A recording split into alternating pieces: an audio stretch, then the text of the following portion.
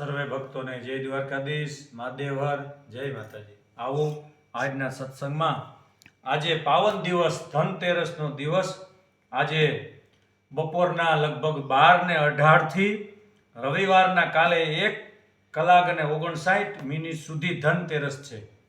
તો પાવન ધનતેરસના દિવસે ભગવાન લક્ષ્મી નારાયણની પૂજાનો બહુ મોટો મહિમા છે।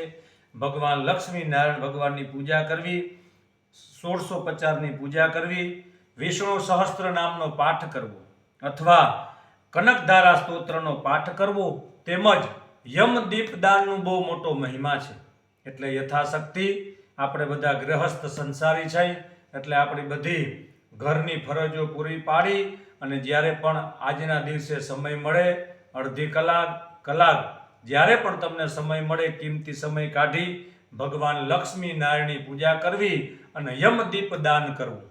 દક્ષિણ દિશામાં માટીનો એક દીવો લઈ ગાયનું ઘી અથવા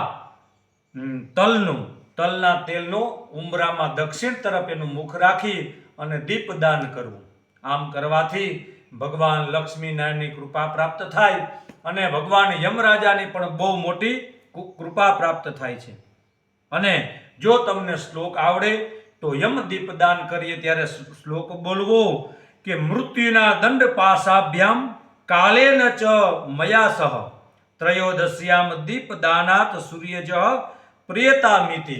એટલે અર્થાત કે મૃત્યુ પાશ અને દંડથી મનુષ્ય મુક્ત થઈ જશે અને ભગવાન લક્ષ્મી નારાયણ અને યમરાજા ભગવાનની અનંત ગણી કૃપા પ્રાપ્ત થશે।